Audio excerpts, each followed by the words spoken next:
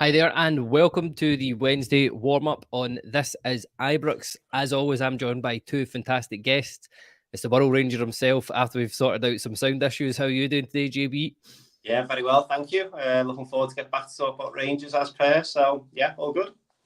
That's it. I know the last time I bumped into you were either just about to go away and meet some Ajax ultras or coming back from meeting them, and I'm glad you're still here. That's all I'm saying about it. And Kieran, a man that likes a different type of football, but I'm assuming you like Rangers better than you like the NFL. I do, mate. I'm a big Giants fan, and trust me, they're doing a lot worse than us right now. But there's always a silver lining with the NFL. I think we're in line for the second pick in the draft, so that's a common theme with the Giants at the moment. But nah, Rangers are flying the flag for me. There we go. I've no idea what any of that means, but as go Green Bay Packers. That's all I know what to say. So there you go. Wait a minute here. We're not about to start a Rangers podcast, and you're cheering for a team called the Green Bay Packers. Yeah, let me rescind that. I'll go New England Patriots. That's what I'll settle on. They're red, white, and blue. That's pretty staunch, yeah. That's a bit better. And there we go. We'll settle on that. Yeah, in today's show, we've got loads to discuss. We've got Ross McCausland signing a new deal until the summer of 27. Kieran Dowell was back in training today. Just maybe a guy we've not talked about in ages. Want to see the guy's thoughts on where he fits into a Clermont team. I know he's not in the Europa League squad, but we'll still talk about him anyway. We'll touch on the press conferences today. A couple of interesting snippets from Clermont, as always. I love the way he handles these things. It was just like watching a master fully in charge of what he was doing there. And obviously we've got the key Europa League clash against Aris Limassol tomorrow, where Rangers could get qualification from the group. Look, we'll begin with talking about a deal that I think everybody's happy about. There was rumours of it costing about 300k to get him in terms of a development fee. Who's linked with Atlanta, who's linked with Roma, but 20-year-old and full Northern Ireland international Ross McCausland signed a deal that will keep him at the club until 2027.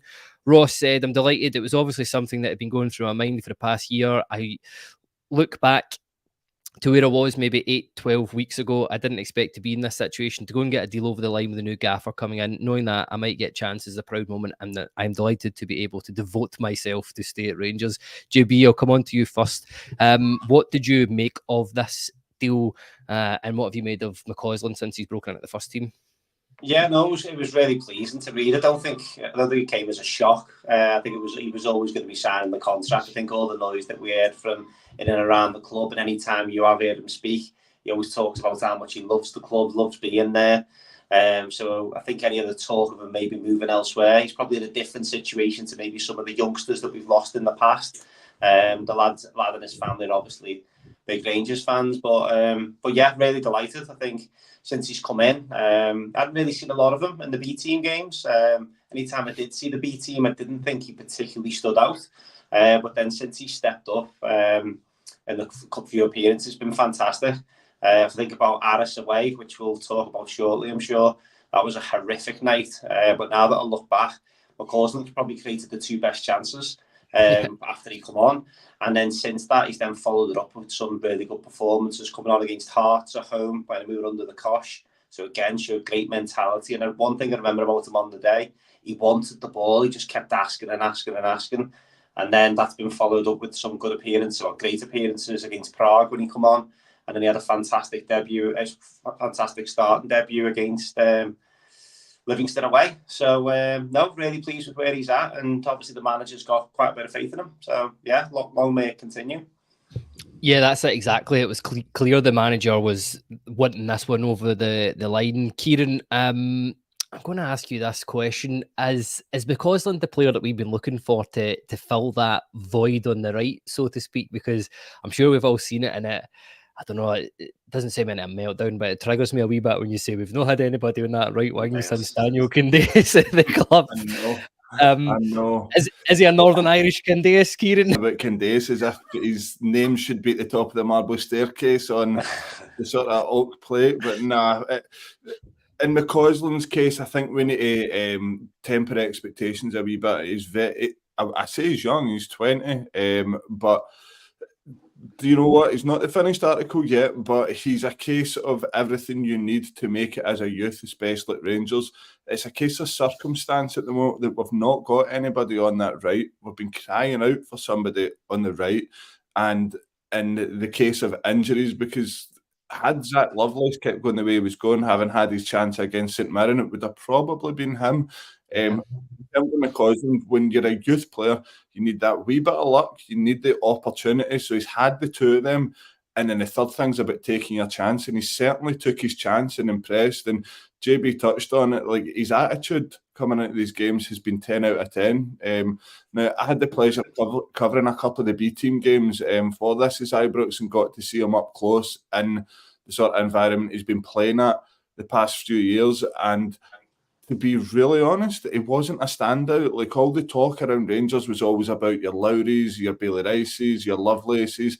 Nobody ever spoke about McCausland. So when we talk about taking your opportunities, grabbed it with two hands, and then he gets the call up for Northern Ireland, and then he's got his new contract. It's absolutely brilliant to see a Rangers fan and a youth coming through and doing well. So now is where the work really begins for him, that he needs to kick on and solidify that place. And it's not about just filling a hole while other guys are injured and we don't have guys in the wide slot. It's probably saved us a lot of money knowing that we can develop a player on that right-hand side and not having to go out and sign one. And let's be honest, he's got the opportunity under a fantastic manager.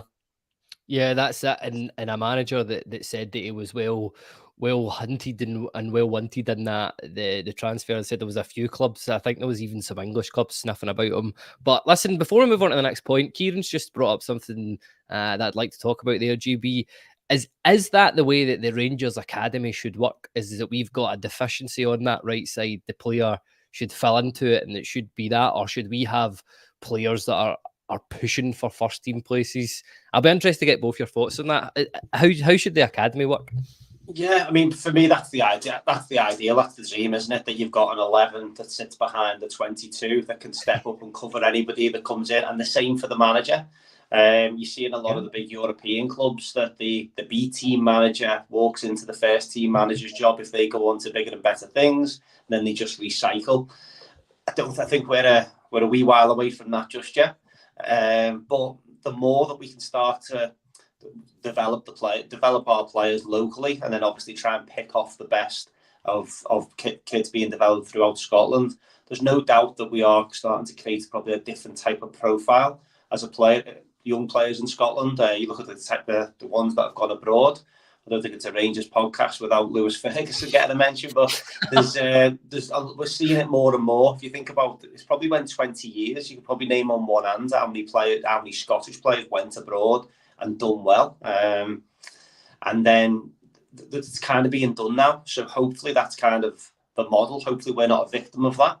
But if we can kind of take good youth players coming from Scotland, try and do a little bit of wheeling and dealing like we have with the likes of Lovelace, then you build your players up to then come through, and then hopefully you've then got a really good manager that sees something in a player that then goes, right, I'm going to give you the chance. It kind of reminds me a little bit of without being too dramatic, it's a little bit like a Van Bronk moment with Bassi, because let's have it right, under Gerrard, I think we'd all wrote Bassi off as someone that he's got the tools, but we can't see him ever making it. Probably a similar situation with McCausland under Beale. We didn't see him. We might have seen him in the odd League Cup game or something for 10-15 minutes. Did he have an appearance against Hearts away prior to the Europa League final under Gio? But other than that, we haven't seen a lot of him. So hopefully it's a sliding doors moment for him. And one thing's for certain, he's taking his chance when it's come in, and that's all you can do. My only concern is that what you sometimes see with these youth players, they come in and then they get overcoached. So they come in and then they do things raw. They do things that they think is the right thing to do because they used to do it under no pressure. And then they kind of, give the easy ball and keep possession and stuff. But from what we're seeing of this kid at the moment, he doesn't do that. If I compare the impact he's had to, say, for example, Cifuentes just seems to get the ball, pass it to Tav, do a wee jog, as Reece says, and then go again. But whereas this lad, he uses Tav as a shield. So Tav will run around the outside and he'll drop a shoulder and go inside. He's done that 3 or 4 times against Livingston away. And Yeah, but back to your original question, if we can get the youth academy set up and in a good place, and just what you sometimes need is 1 or 2 players to make the first team, to give the rest of the youth players a bit of a kick up the arse and say, you know what, I'm not a million miles away from that. To Kieran's point, if McCausland's not pulling up trees in the B team and the youth team, and there's other players outperforming him, well, how good could they be given a chance and coming in and doing well? So yeah, it's exciting times. Yeah, that's it exactly. I think there's a clear pathway now for the youngsters, and I feel like it's been ages since we've had somebody from the academy proper in and about that first team. Nathan Patterson being the last obvious one that I can think of, but before that, I can't remember. But yeah, we've certainly got a brilliant prospect in Ross McCausland, and he has the potential to have a really great and long career. Kieran, I'm going to come to you next on this wee point here. I said I was fortunate enough to see the first 15 minutes of training today. Somebody that I wasn't expecting to see was your namesake, Kieran Dowell, back in and amongst the team. I know he's a player. He's not really had a chance under Clement. He's been injured for a lot of the time he's been at Rangers. I don't know if that comes as any great surprise, but where do you see a player like Dowell fitting into a Clement system? Can you see him integrating into the first team at all when he's back fully fit?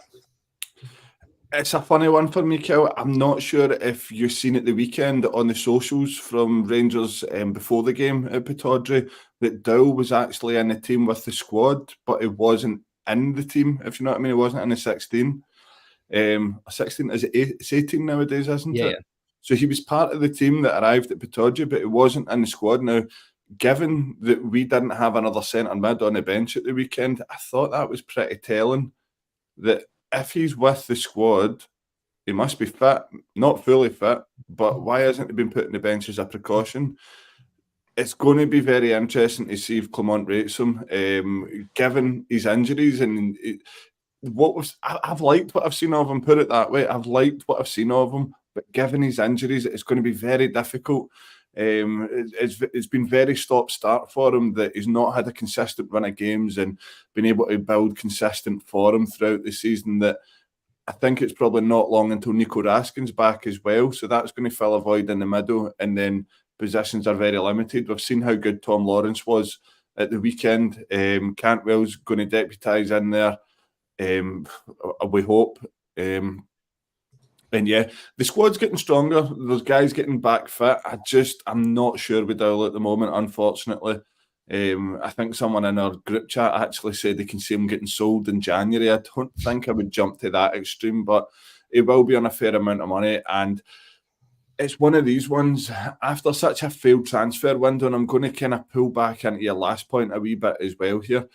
Why aren't we going into a transfer window and saying, right, we need to sign this guy and this guy, but maybe instead of signing this guy as a third or fourth choice centre mid, have we got someone in the youth, a Bailey Rice or an Aaron Lyle in that case, that can come in and do the job that they're doing and progress our own players on a lower wage without spending a transfer fee?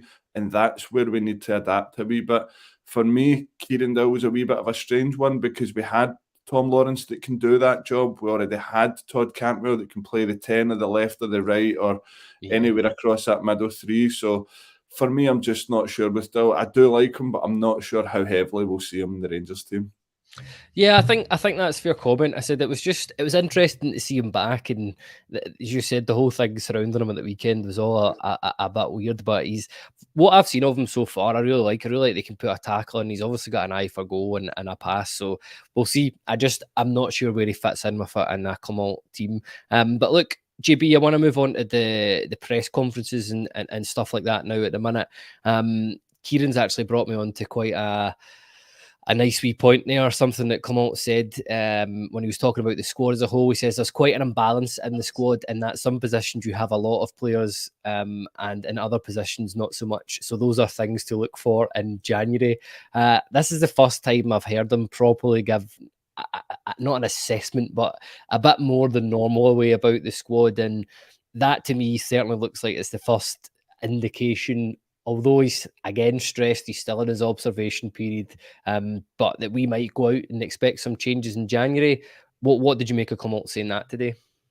Yeah, no, there's a couple of interesting things. As you said, you really enjoy listening to him. We haven't really had anyone like that since Gerrard, where you kind of hang on every word that he kind of says. And one of the things I found interesting today, when we were talking about the players that were available, and you could just see his disgust when he was talking of the fact there was players left out the squad.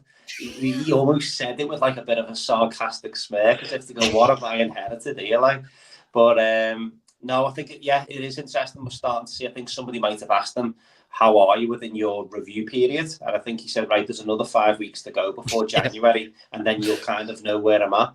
I think where we are bloated, as we touched on there, we've got so many players that can do the same role. You've got Cantwell, Lawrence, Dowell, Lammers was obviously identified as one of these players, Seema, Matondo, Wright. All of these guys can all play in that position off the main striker. I've probably Lovelace, the list goes kind of on and on.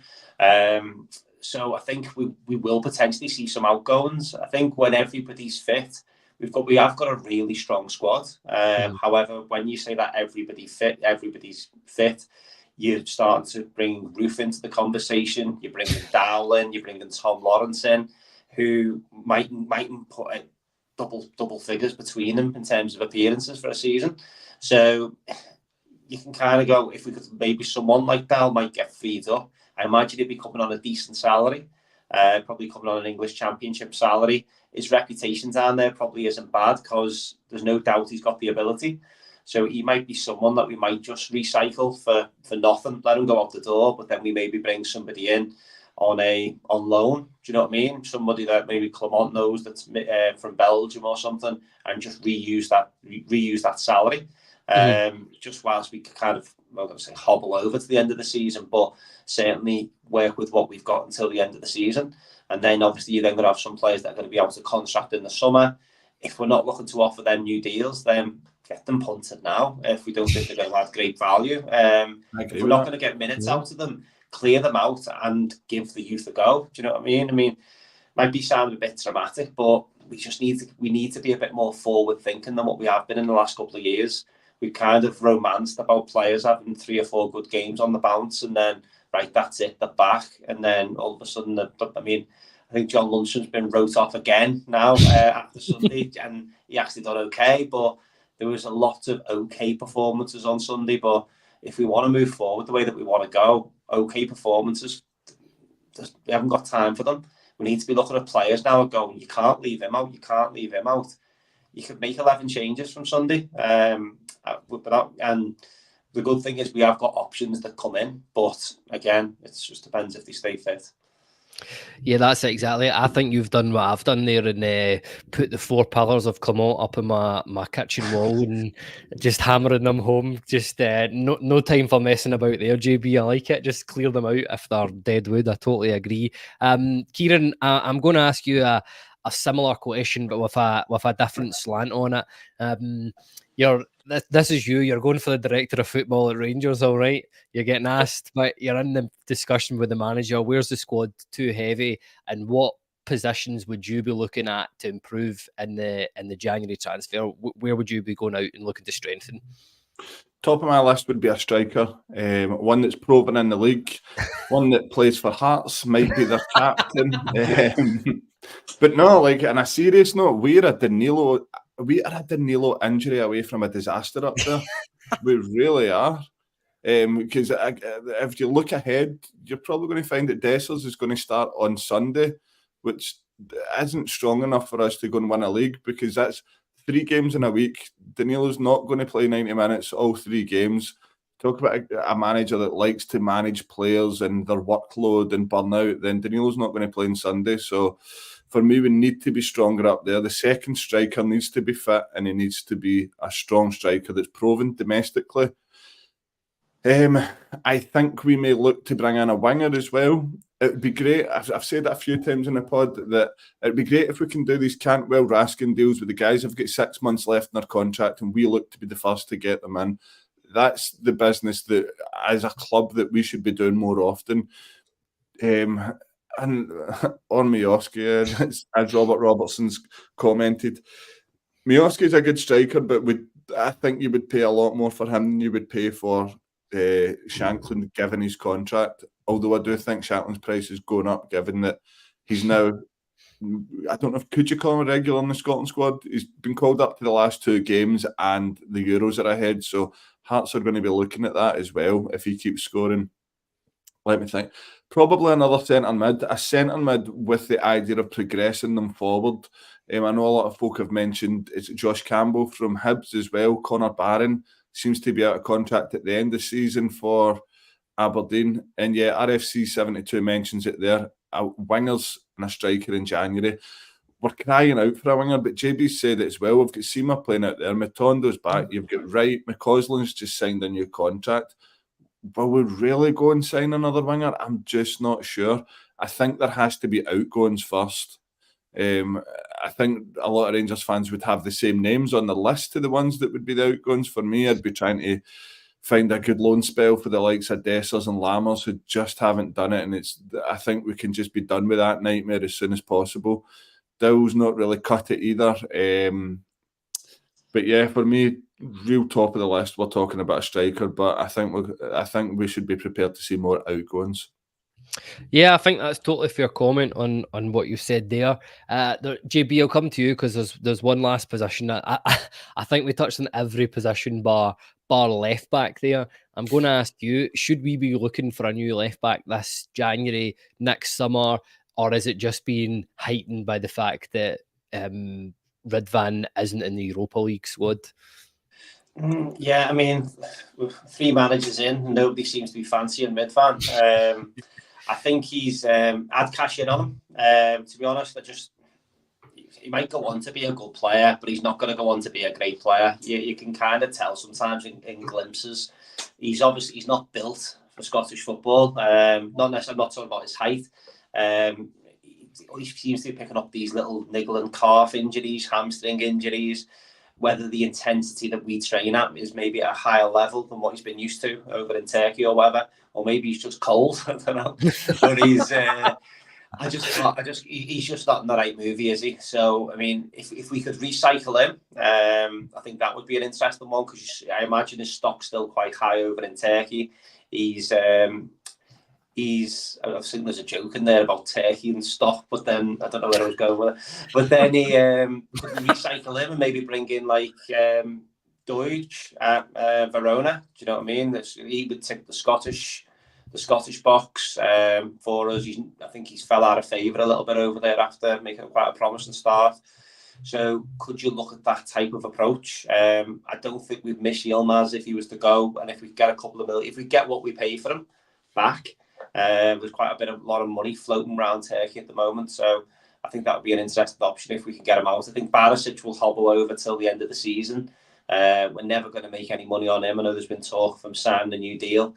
He's going to have a real purple patch, I think, to turn the Rangers fans back on side with him.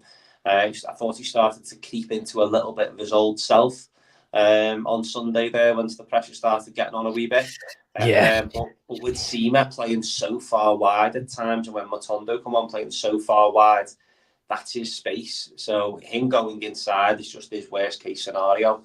And I think it was proved on Sunday why he's never scored a league goal for us from outfield play, because he just hasn't got that ability and confidence to, 1, strike the ball from outside the box, and 2, attack aggressively. So yeah, 2 new left backs for the start of next season, most certainly, and recycle one in January.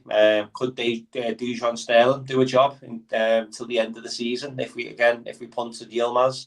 So yeah, wait and see.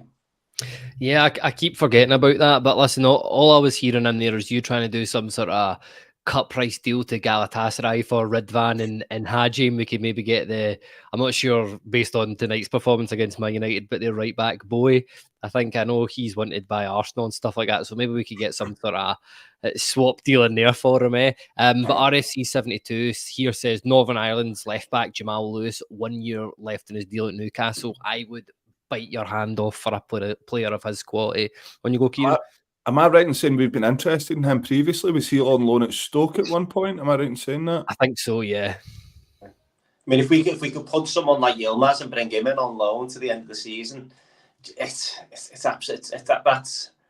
That's good business. Do you know what I mean? If we could look to do something like that, I wouldn't be too displeased. There's a winger playing in Turkey right now. I'm not sure if you've heard of him, Ryan Kent. I was trying to get through a full bloody podcast without his name being mentioned. Honestly, I'd locked it away in the back of my head to message you to post-pod and say, well done when we were talking about transfers, so not mention Ryan Kent's name, but there we go. Just set me up. That's that. Look, Kieran, I'll come to you in the next wee point here. It's about the rules and the laws of the game, and for once, I say for once, we're not going to go down that paranoid delusion everybody's against us road, but something here, IFAB are thinking about introducing a sin bin. What that is, I'm not sure if it's fully been fleshed out yet, but Clement was asked about it in the press conference. I'm assuming, like, instead of a yellow card, or if you do something more serious than a yellow card, you're going to get put away like you're getting like you're getting a bag over the top of your head and taken off the side of the pitch, but for 10 minutes. But what do you think? Is this just another one of these daft ideas? Is it going to go the same way as VAR, where it's just annoying everybody? What do you think about the ideas of sin bins being introduced into the game? To me, it sounds like a lot of rubbish where somebody's trying to make their job sound relevant, so they've just come up with something that will get something that will get everyone talking. Good few years ago, I was coaching over at a tournament in Italy, and one of our youth teams that we had over there, we were playing a German pro youth team, and they were good. They were very good. It was our first game of the tournament, and they had sin bins there. And yeah, they did that in the tournament. So our boys took a while to adapt to the style of play there, where when like the Scottish mentality for a 50-50 is to go in as hard as you can, sometimes studs shown, but when you're playing European youth football, they call it hard but fair. You can go in strong, but it's got to be fair, and there's got to be an attempt for the ball, and nothing's really dangerous about it. So we ended up actually going down to 8 men with boys going into the sin bin.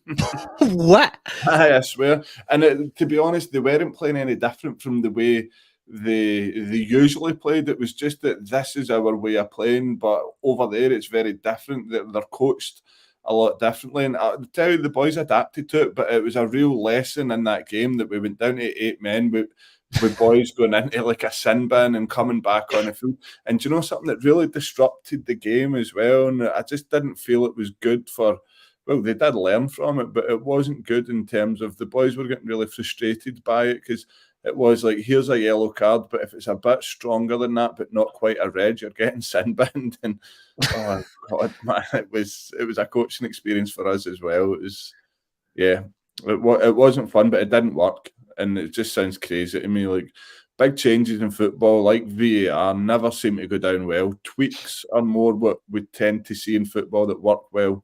I mean, we can't even get the handball or the offside rule right at the moment. Very, very true. Look, I think Kieran's let us know his thoughts on that idea there, JB. But just to play a bit of devil's advocate, it sounds ridiculous having. I mean, you're right, that scenario potentially being down to 8 men for like 10 minutes is absolutely mental. And the next thing is, how do you decide what's just worse than a yellow card? But could this potentially develop more technical play in Scotland if there's less, coming together, less physicality in the game, or is it's a contact sport? As long as we continue to get penalties, I'm not bothered, to be honest. I think it's a bit of a farce, to be honest. The only time I think it could maybe come in and potentially work is if players are abusing referees or officials. Then it would cut that out quite quickly. Do you know what I mean? Because the Premier League, I think at the start of the season, the first game of the season, I can't remember who it was now, I think I might have been watching Tottenham, and like they booked 3 or 4 players in the space of 5 minutes because the way they were talking to the referees. And you think, oh, right, they're really clamping down on it this year. And it kind of went away for a wee bit. I was at the Everton game at the weekend there, and the corner questioned the foul. Like, there wasn't anything bad in it. You kind of seen him just kind of go, referee, what's that? He's a bit frustrated, yellow card.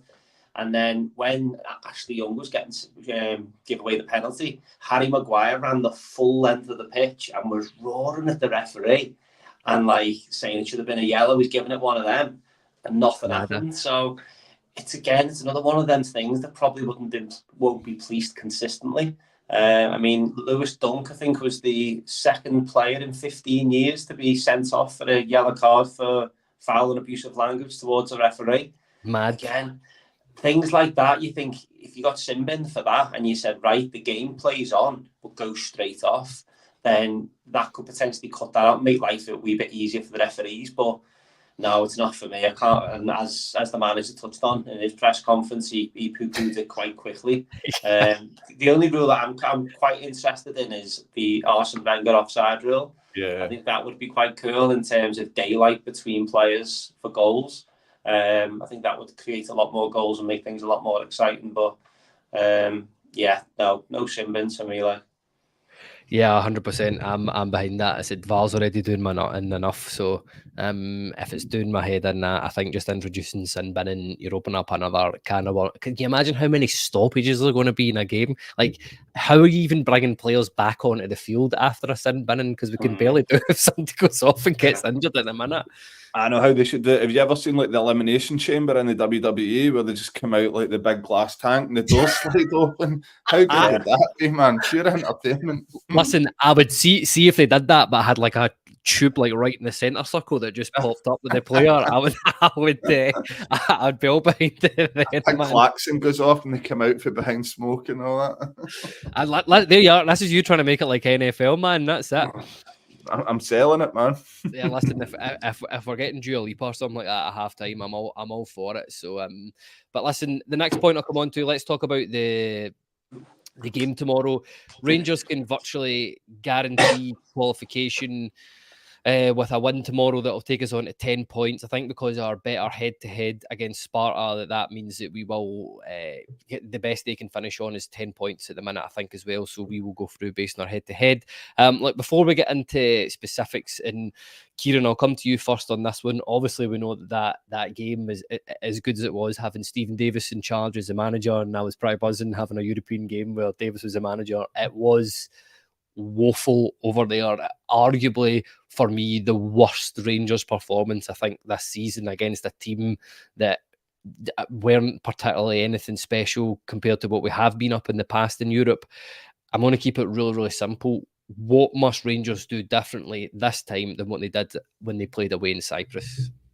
Come flying out the traps and get the game killed off early. I think that's one thing we're seeing with Clement, that maybe better, not the greatest example just now following the weekend, but with Clement, I think he likes to come out and try and get that goal early. And if anything that we've seen in Europe, especially under Gio, was that when we come out the traps and get the crowd behind the team early doors, then we kind of roar on and kick on and everything falls into place. So for me, that game in Limassol, my God, that you're right, it was the worst, probably the worst at a bad bunch this season. It's the most disjointed I've seen is when you think of the Lundstrom one where he was chasing back and just it looked lackluster. He's been a different player since then, which has been good. So yeah, for me, it's a huge game, and I really hope that something gives in that Prague and Real Betis game. Imagine that was a draw, and we're going to Betis knowing that if we don't get beat, we'll finish top of the group. And am I right in saying if we finish top of the group, we're going to the last 16? Yep, automatic. Yeah. Yep. So that would be a bonus. So go and get that game won, and just hope that the result in the other tie goes our way. Is it in Prague or is it in Betis? It's in Prague. So there's a good chance for them to go and get a result there. So for us, it could be a huge night in Europe where it sets things up nicely. But first things first, we've got to get the game won. The crowd have got to get behind the team. It's going to be a really cold night at Ibrox. So hopefully early doors we're doing the bouncy and we're getting hit up pretty quickly. That's what we're all hoping for. So another huge European night. And, you know, it's what we enjoy. And I think we've proven that Europa League is our perfect level when it comes to Europe. And I had this discussion about more Scottish football last night with my mates, that Scottish teams just can't dine at the Champions League table anymore. That's just a level above anything we can compete at. And when we look back to our last European campaign, I hated every single minute of it. It just wasn't competitive. It wasn't enjoyable. And no, I really look forward to the Europa League nights. I'm looking forward to this one especially. Yeah, that's it exactly. And JB, I'll ask a very, very similar question to yourself. I think Clement described the Aris Limassol attack as chaotic. We know they've got quite a few pacey guys. The guy, Babika, I think it was, that scored the second goal against us. I seem to remember him just being absolutely rapid. What must we do differently this time compared to? And you can't say everything because that's just getting away with it. Yeah, I'm having flashbacks of the night. Without that, I think I might have said this on a pod not long after the game. I've been following Rangers for 30 years, right? Abroad, seen some hammerings in Europe, hammerings by them, even at Ibrox. It's the lowest I've ever felt coming out of a football stadium. It was worse than Luxembourg by far. I've never felt anything like it coming out. I was genuinely sitting there going, what is the effing point of me doing this? Do you know what I mean? It was like, you put all that money in to go and do you take holiday? It was obviously it's all by choice, no one's forcing you, but you take the holidays, your time away from the family, the inconvenience, 5-hour flights, taxis, hotels, match tickets, all the rest of it, buses once you're over there. And I remember coming out the ground that night going, I genuinely would not be displeased if I never seen one of these players again. It was that bad, other than Butland, obviously. But it was like the players, there was no effort. There was genuinely no effort. They rocked in there with an arrogance that we just need to turn up here. It was like a pre-season game. It was like when you see players play for a manager that they want to sack, which was absolutely disgusting to put Stephen Davis in that situation, because even I think he aged 10 years in 90 minutes, there was no pattern to play, no one was brave, they couldn't get rid of the ball quick enough. I think the XG on the night off the top of my head was something like 0.45.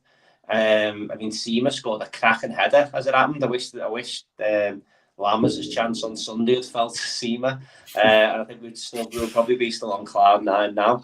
But no, I think to Kieran's point, we need to make sure that we come out flying. At the end of the day, if we can come out flying against teams like Dortmund, Braga, Leipzig, Liverpool, before things turned a bit nasty, it makes such a difference. The fact the fans feed off the players and vice versa. We got off to a really good start in Prague with at home to Prague with Danilo's work rate. At the end of the day, if we outwork these on Thursday, we'll win comfortably. Forget playing ability, tactics, style of play. If we work as hard as them, we'll win.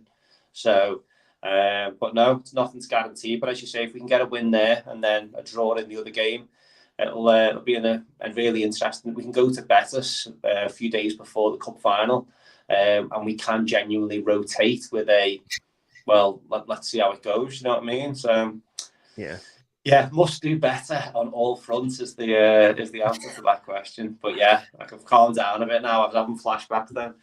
I know, that's that. Sorry for that. Don't worry, we'll get dip into the TI budget and get you some counselling for that one, JB. Right. So thanks for that. But that was a bit like my report card at school there. Must do better. But listen, I'm going to stick with you, JB, here. Something you sort of touched on earlier. You said that every time the manager talks about this Europa League squad, just the sheer look of disgust on his face at some of the just obvious players that have been left out. Balogun, Yilmaz left out. We know that Jack and Raskin are still injured. I was laughing at this at the time, but I felt like he was like a dad talking about his son when he was talking about Scott Wright, when he was saying that he's still a wee bit sick and still a wee bit muscle soreness. So I wonder if Scott Wright's like the blind spot that he's got. But the big A from this, Goldson is suspended. You could see him at the Prague game when he got that yellow card going off his head. I was like, why? That's a very unusual reaction at the time, but makes sense if he's suspended. How are we going to line up defensively? I fired the comment into the chat and we've had a few interesting comments back from that. Yeah, I think I haven't seen the training video today. I think Suter and Davis feels like a wee bit of a no-brainer. Leon King could come in. That would fall under the experimental category. Connor Goldson, for all of his faults, we were an absolute bonfire last season with him out the team. Again, don't want to have too many flashbacks, but them 3 games where we didn't win in the week. I'm having flashbacks there. Leon King actually went off injured in one of them games. Let's see, in a way. I said we will miss Goldson for all the criticism he does. He never shuts up on the pitch. He's constantly talking. He's constantly supporting the centre halves next to him. Connor Goldson falls under the category of one of these players that makes the centre half player who he's playing with a better player in most cases. But at the end of the day, it's a chance for Suter and Davis to cement themselves. If they go in and have an absolute stormer on Sunday, it gives the manager something to think about. As he said, everyone's on a clean slate or a white page, whatever he said. So I think that's definitely going to be the centre half partnership. And then I don't think you can really argue with Barisic left back and Tavernier right back. I think there's going to be more interesting decisions probably further up the pitch. But yeah. That will definitely be the back line. I know. We've got nobody else in at left back anyway. So other than Sterling's in. Yeah, that's very true. Look, I'm going to ask you the same question, Kieran, here, just about the back line. How do you think we'll line up given that Goldson's injured? Can you see us going to a back 3 again, say, like we did away in Prague? Nah. Do you know, no, I can't see us going to that back 3. But do you know something? I actually liked the back 3 when it was Goldson, Davis and Suter. I think we played quite well in Prague defensively. We did give up a lot of chances, but they are a decent team at home. Tomorrow, I don't think the personnel's there to be doing that. Throwing Leon King in where he's not made an appearance this season, I don't think, or started the game this season. So I think that would be chaotic in your most important European game yet. The obvious back 4 will be the one that plays. It will be Tav right back, Barisic left back, and then you'll have Suter and Davis centre back. But see, Suter, I think Suter gets a hard time. He's had his mistakes and he's had his blips this season, but I think he's a smashing player and I think he'll come good once he gets them out of his system. And he's not had a consistent run under Clement yet. Like he's still yet to impress. So I'm absolutely comfortable with Suter and Davis at centre back. Let's be honest, with all due respect, right? And I really hope the Limassol admin of their social accounts doesn't see this. It's Aris Limassol at Ibrox. We should be blowing them away. This is going to get clipped up and filed all over their admin, their socials if it does. But I really like their social media account. Have you seen it? Have you seen the one today? Yeah, he's pretty funny, man. Absolutely brilliant. But Suter and Davis, I'm fine with that. Completely comfortable with it. Big Suter is Clement's type of player. He can carry the ball out from the back pretty well. He's a threat in the air, but just iron the wee mistakes out his game, and we've got a fantastic centre back there. I'm full of confidence for them. It'll be fine. Yeah, I agree with you. You've got a fan there in Marco Negri's eye that says, "Me too, Kieran. Big Soapy is a tank." What a sentence that is, by the way. No spelling errors with the last word. That could have went a bit wrong. That's very true. Yeah, it just seems like a guy you want to have around the squad, John Suter. And as you said, the only thing I would say, I just felt he was at the fault for too many goals. Like directly too many goals. But yeah, as you said, if it irons those wee things out, I think we've got the potential to have a really good centre back pairing there. Look, I'll just ask the both. I'm assuming you are both Lundstram and Cifuentes in the midfield, and there's nothing controversial there with that. And look, Kieran, I'll stick with you with the next point. The forwards, there seems to be a wee bit more to talk about there. I said again, I fired that question in. Who would people be playing? Pete Lawrence here has come out with Danilo up front, and then he has Seamat, Cantwell, and McCausland in there. What's your thoughts on that? Who would you have as the sort of four forwards for Rangers tomorrow? I think. I think it's the obvious choice. Lawrence in that 10. I thought it looked good at the weekend. Fell out at maybe in the middle of the game, but I think Lawrence, once he gets fully match fit, what a player we've got in our hands there. I think he's one that the fans absolutely love because he's got a bit of aggression about his game. He gives 100% and he has got the eye for a pass. So I think we'll see Lawrence in the 10 and then the same front threes we've seen against Prague. Cantwell off the right, Seamat off the left and Danilo through the middle. Although I just don't think Cantwell's best position is off the right, but I don't know. It's again a case of circumstance. Could we see Cantwell in the 10 with Lawrence just being back and maybe that he's he's not fully match fit, but how disappointed are you going to be if it's Lammers that's named in there? That is very, very likely to happen, but I hope it doesn't. Either of Lawrence or Cantwell in the 10 I'd be delighted with, I think, but that forward line pretty much picks itself. Listen, I'll be scunnered if Lammers is in that, especially with Lawrence back. If we've got Matondo back fit as well, a winger, because Cantwell then goes above him in that. JB, I seen you getting quite excited about the thought of Ross McCausland starting tomorrow. Are you in agreement with that? I think he was the one bright spark away over in Limassol. The only positive I can take about it. But yeah, what would your forward 4 be? Yeah, I've just sold me ticket for tomorrow on the back of it. Lammers might be starting. Can I say something in his defence before you get going, JB? Right, we've not lost or drawn a game when Lammers has played in the 10. Steps out at the weekend, we draw. He played there against Kilmarnock. Should have won. Oh, did he? Right, okay. Can we clip that in? Oh, that was incredible, man. But yeah, we'll move on. Yeah, I'd like to see McCall. I'd like to see. I like Tom Lawrence. I think I'm probably one of his biggest fans, to be honest. So I wouldn't say I'm dropping him. However, I think it would just be a good. It needs energy. It needs legs. It needs aggression from the first minute. And I think a 3 behind Danilo of McCausland, Cantwell, and Seamer, I think would deliver that. I think them 3 have got legs. Lawrence does press and he does tackle, but he doesn't do it with any particular pace. I'd like to see them 3 just absolutely running the bollocks off from the first minute. And then you know that you've got good options to bring. Well, you've got options to bring on if you need to. You can bring Lawrence on if you need a goal, if you're chasing a goal.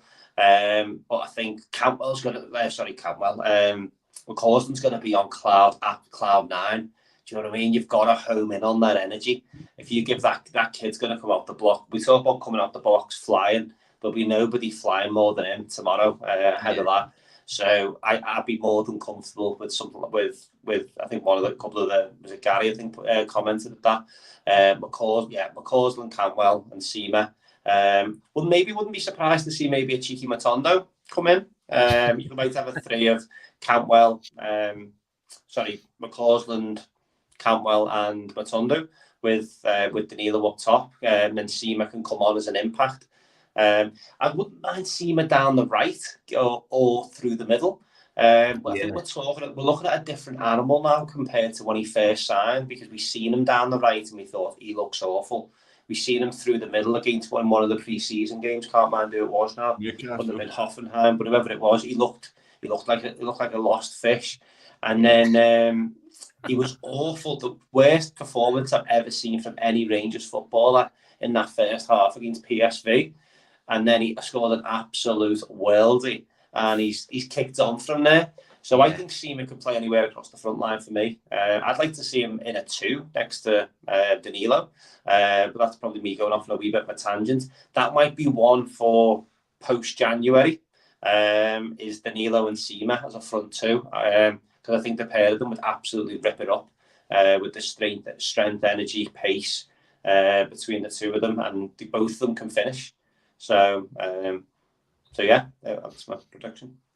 Yeah, I'd love to see that tomorrow. I'm in total agreement with you. I'd love to see Seamer playing through the middle at some point alongside the Danilo, having the little and the large up front, as it were. And I really think that could be a good pairing. But it's interesting. I think we've all went with slightly different lineups here. I can see Matondo even starting in that right tomorrow and having Simo on that left, just so we can go at them for a bit of pace, because there will be space in behind them, and I think that they'll be a team that'll, how do you say this politely, struggle with the atmosphere tomorrow, because they won't be used to playing in games like that. But listen, just before we go, I'll get a couple of score predictions off you. Kieran, I'm going to come to you first. Will Rangers qualify for the Europa League tomorrow? Yes, and I'm going for a strong 4-0 tomorrow. Yes. I'll take that. Listen, I'm going to ask you, you got a scorer there? I'm going to go Danilo double, Cantwell, and Big John Suter. Ah, yes, I'll take that all day long. And JB, have you got a score prediction for us? Yeah, I'm going to go 2-1. I'm going to we'll make it out as if watching Rangers is easy. So I'm going realistic with a 2-1. Danilo and a Tav Pen just for the fume. Just for the online fume. Yeah, so there we go. Yeah, I'll take that. The Scotty here says 7-0 minimum. Those bastards haven't shut up in Twitter since they beat us. I take that all day. And Robert Rankin a wee bit more realistic, saying I'm confident of a 3-0. I think I'm probably somewhere in that vicinity as well. I'd love it. I would absolutely love it if we started Davies and Suter tomorrow and they both got goals from corners or something like that. That would just absolutely make it for me. But listen, thanks to everybody watching. I'll be back tomorrow with Tommy live post-match about half an hour once the game's finished, once the manager, once all the players have given their press conferences. Hopefully we'll be talking about progression in the Europa League. But I just want to say thank you to both my guests tonight. So thank you very much, JB, for coming on. Cheers, no, thanks for having me. And thanks to you as well, Kieran, for joining us tonight as well. Always a pleasure, mate. Thank you. Good. And thanks to everybody out there watching and listening. We'll see you all tomorrow.